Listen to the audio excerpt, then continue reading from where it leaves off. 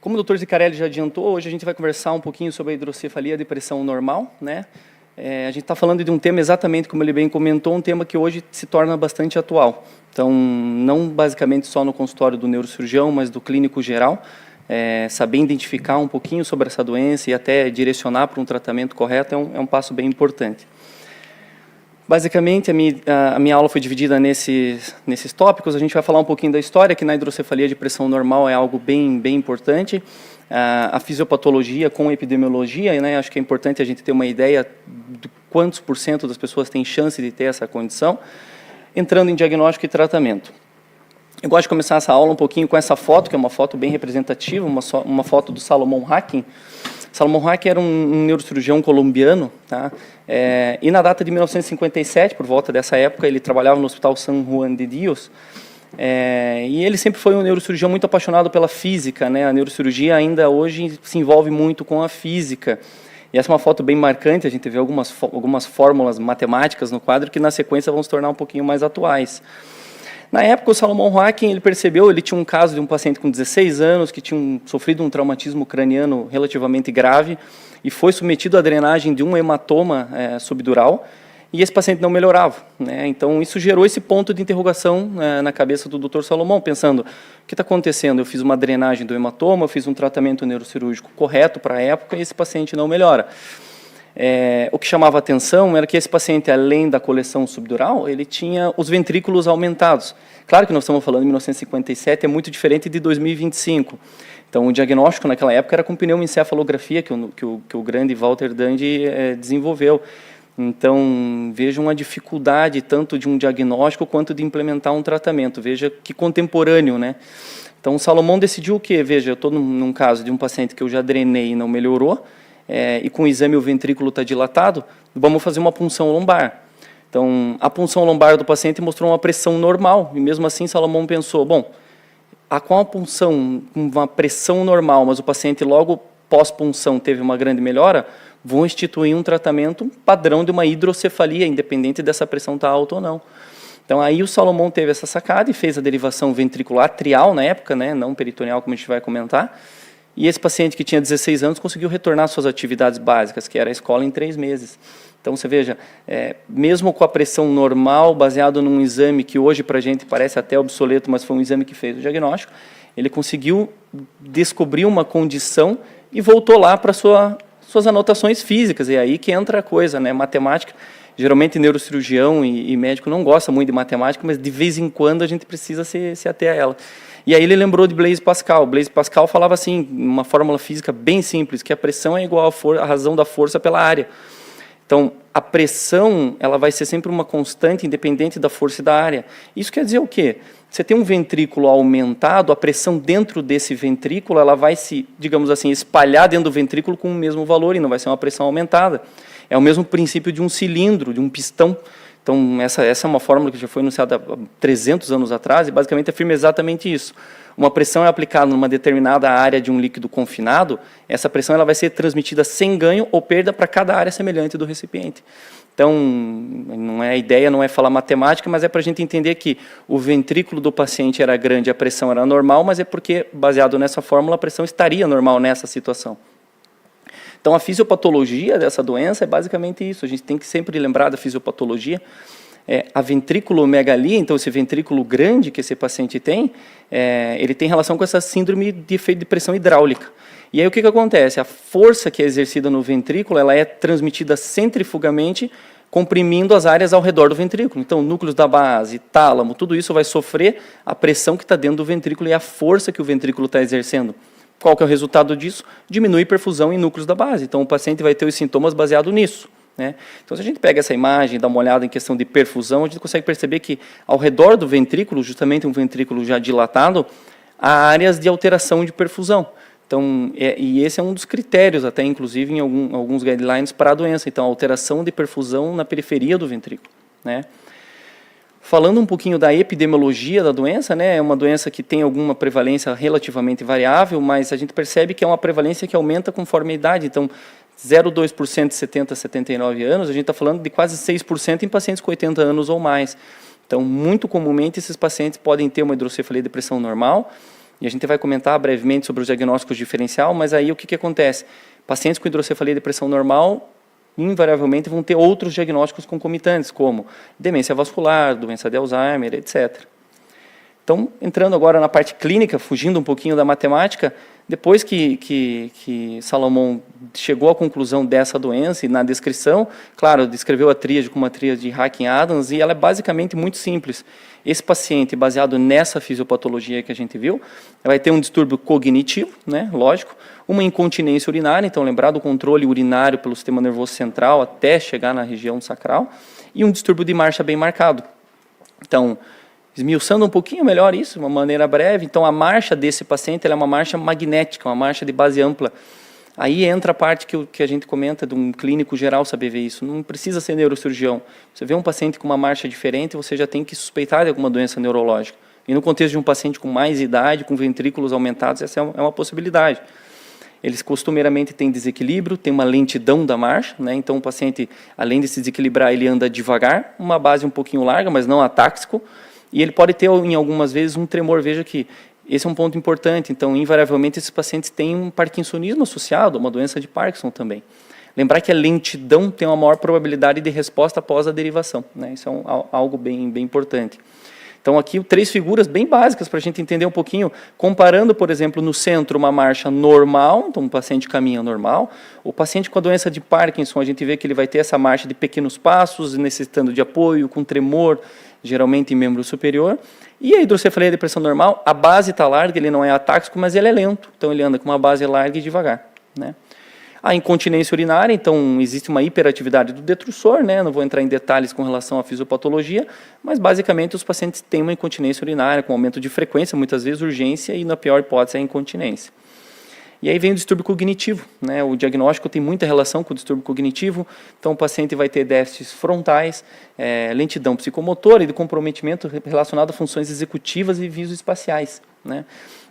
Os déficits cognitivos, eles são bem globais, e mesmo que um paciente tenha um exame do estado mental, Mini-Menton, bom, muitas vezes ele já tem algum grau de um déficit cognitivo em decorrência de uma hidrocefalia de pressão normal. E lembrar de novo, né, veja que a gente repete isso várias vezes, muitas vezes eles têm doenças concomitantes. Então, um paciente com Alzheimer que começa a ter uma marcha daquele jeito e tem ventrículo grande, às vezes ele também tem essa condição. Então, entrando aqui num diagnóstico, e aí é o ponto-chave, então, todo médico tem que ser apto a fazer um diagnóstico de uma hidrocefalia de pressão normal, seja no conceito clínico como radiológico. Basicamente, o diagnóstico vai ser nesses 3 pilares, um diagnóstico clínico adequado, baseado nos sintomas da tríade que a gente já falou, o diagnóstico radiológico que eu vou mostrar, e um exame adequado sempre é de bom tom. Então, o diagnóstico radiológico, ele basicamente segue alguns critérios. O aumento ventricular, claro, né? Então o paciente vai ter um aumento ventricular com índice de Evans, uma medida neurocirúrgica que eu já vou rapidamente mostrar. Mas ele também tem que ter uma ausência de obstrução, claro, nós estamos falando de uma hidrocefalia comunicante, então ele não tem um tumor de fossa posterior comprimindo o quarto ventrículo, etc. É uma hidrocefalia em que todo o sistema ventricular está pérvio, mas o ventrículo está aumentado. E nos critérios diagnósticos é importante alguns fatores, então ele pode ter, um desses já é diagnóstico, então um ângulo calosal de 40, flow void no aqueduto, aumento do corno temporal e transsudação transependimária. Então, só mostrando um pouquinho do índice de Evans, é uma medida neurocirúrgica muito simples, a gente traça uma linha no corno frontal do ventrículo, na região onde está dilatado, lógico, e uma distância biparietal, e é feita uma razão de A por C, nesse caso ali, por B, perdão, na medida, e você vai ter um valor. Se esse valor for maior que 0,3, é suspeitado de uma hidrocefalia de pressão normal. E o ângulo do corpo caloso, é importante a gente olhar essas 2 imagens. Então, na imagem da tomografia, onde a gente vê as setas azuis e a esfera vermelha, você está vendo o quê? O ângulo entre o corpo caloso logo acima do ventrículo é um ângulo diminuído. Por quê? Porque se a gente olhar a região onde está o círculo vermelho na imagem da esquerda, vocês não veem algum sinal de redução volumétrica, atrofia, queira chamar assim, cerebral, ou aumento de cisterna. Você vê um cérebro compacto, mas mesmo assim um ventrículo dilatado. E na imagem de ressonância, na sequência em flare, você vê que existe ali na seta verde um certo grau de uma redução volumétrica, perto do seio ali tem uma região um pouquinho mais de atrofia, você vê mais microangiopatia. Então nós estamos falando, onde tem a seta verde, de um caso de um paciente com uma redução volumétrica global, uma hidrocefalia ex vácuo, e na imagem de tomografia, sim, uma hidrocefalia de pressão normal.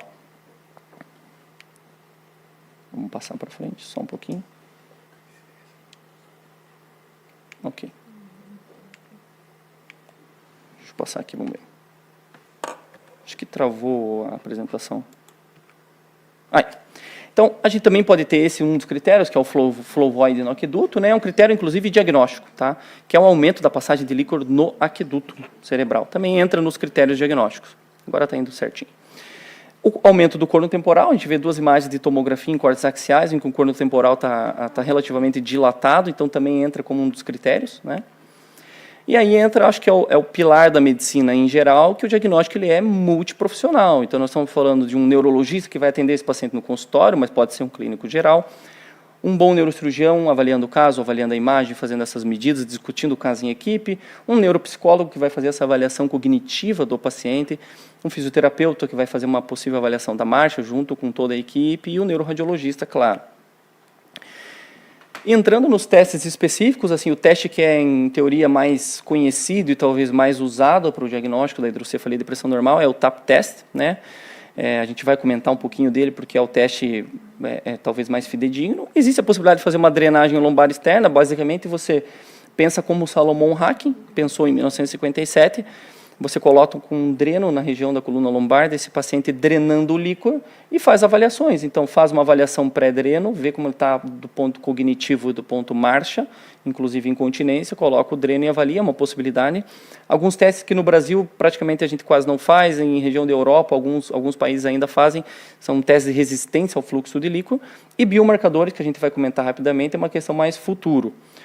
O TAP test a gente faz assim lá no INCA, a gente tem um ambulatório bem estabelecido para hidrocefalia de pressão normal, o hospital no qual eu trabalho. Basicamente, a gente é feita uma avaliação muito completa desse paciente, então você faz um estudo de marcha perfeitinho, fazendo uma filmagem desse paciente, o paciente vai caminhar uma distância bem específica e é feita uma filmagem dessa marcha, é feita uma análise quantitativa e qualitativa da marcha desse paciente e uma avaliação neuropsicológica. Posteriormente, é feita uma punção lombar nesse paciente, coletando uma quantidade relativamente alta de líquor, de 30 a 50 ml, e é feita essa mesma análise novamente. Então, a gente quer um comparativo. Vamos ver esse paciente antes da punção, como é que ele está, vamos fazer uma punção e, basicamente, fazer de novo. Basicamente, o que Salomão fazia de uma maneira talvez mais moderna e mais adequada. O estudo de marcha, eu trouxe as imagens ali, basicamente, para a gente ter uma ideia. Veja como é algo bem complexo. Então, o estudo de marcha, você vai pegar o paciente, vai fazer ele caminhar 40 metros e vai ser avaliado a velocidade da marcha, o número de passos, velocidade do número de passos necessário para a execução de viradas, então como esse paciente gira.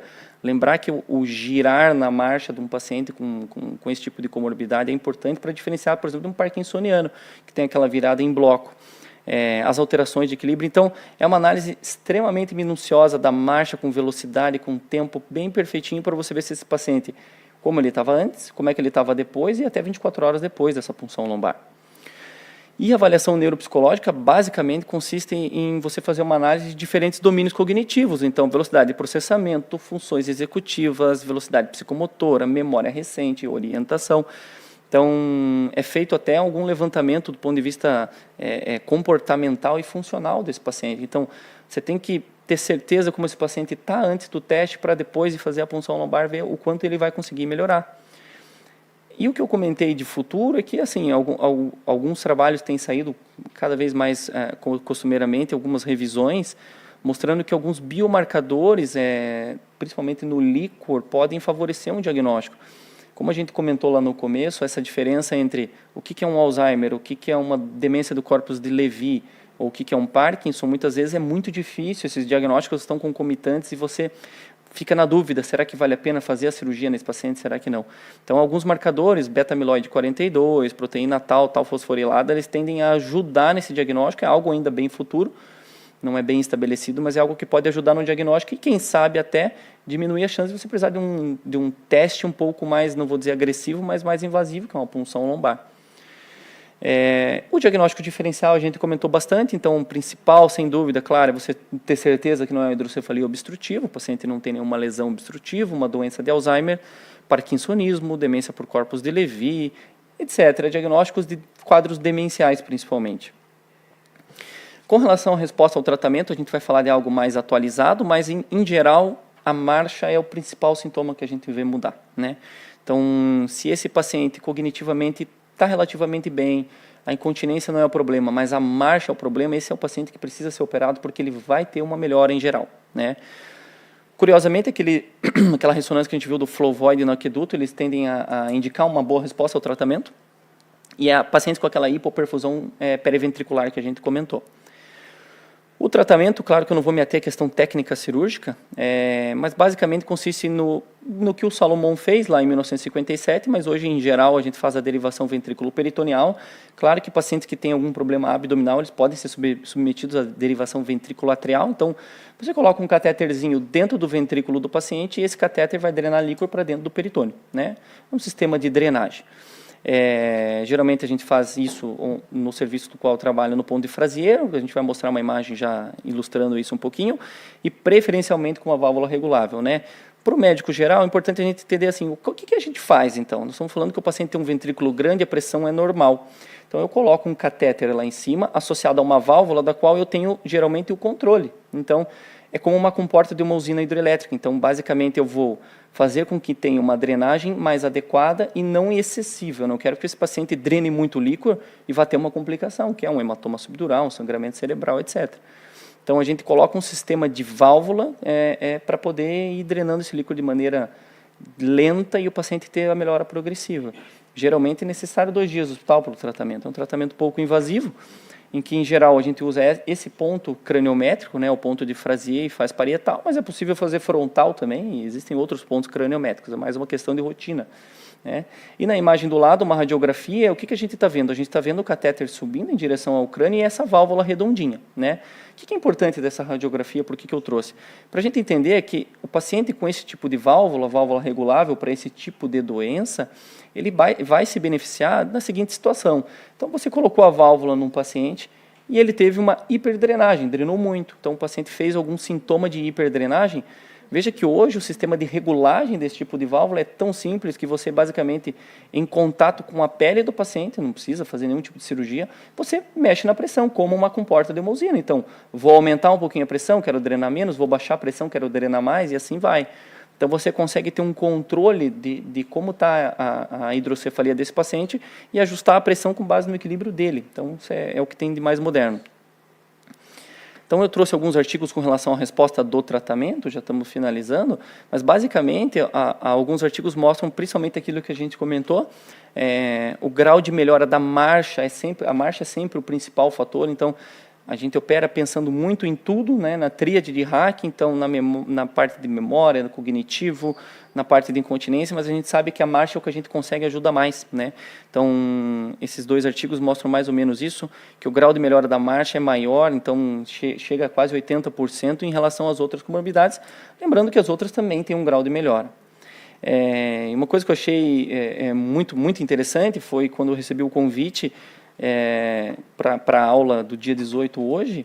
2 dias antes saiu um artigo, já estava para sair esse artigo, um dos maiores artigos com relação à hidrocefalia de pressão normal, então nós estamos falando de algo atualizado ao ponto de 2 dias, esse artigo que saiu do New England Journal of Medicine, que basicamente salientou exatamente isso. Então, um ensaio clínico randomizado, tá? Que mostrou exatamente isso que a gente comentou. Então, esse estudo é um estudo extremamente importante, com impacto bem importante na neurocirurgia. Então, ele dividiu em 2 grupos, um grupo que foi operado e um grupo não operado, e o que eles viram que a marcha é o fator que melhora, o fator cognitivo e urinário não teve uma melhora significativamente estatística, mas a marcha do grupo operado para o grupo placebo, o grupo que não recebeu o tratamento cirúrgico, foi muito melhor. Então, eles dividiram em 99 pacientes, 49 no grupo shunt, né, operados, e os outros pacientes não. E, basicamente, esses pacientes tiveram uma grande melhora em velocidade de marcha, melhora do equilíbrio em comparação com o placebo.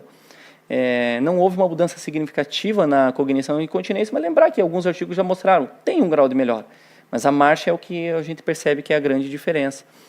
E, claro, que tem riscos do tratamento cirúrgico, a gente comentou, né, hematomas subdurais, pacientes com dores de cabeça, eles vão sempre precisar de um acompanhamento bem cuidadoso. Então, o que eu queria que ficasse de mensagem final para a gente, né? Lembrar que as leis da física, então, médicos estudem matemática e física, que ainda vão ser importantes na nossa vida, elas vão ser aplicadas no diagnóstico, né? Lembrar da tríade de Hack, então, basicamente, distúrbio cognitivo, incontinência, distúrbio de marcha, acende uma luz na nossa cabeça para pensar nesse diagnóstico. As medidas radiológicas, o Evans e o ângulo calosal, em geral, um bom centro de imagem vai trazer isso para a gente já bem no exame do paciente. E o diagnóstico, como tudo na nossa medicina, ele é multiprofissional, então, de preferência, esse paciente tem que ser tratado num centro especializado, mas o diagnóstico pode ser feito de uma maneira simples, por um médico clínico. Lembrar dos diferenciais e o tratamento, como a gente mostrou, é um tratamento simples, rápido, e os resultados são bem bons, principalmente em relação à marcha. E é isso, muito obrigado.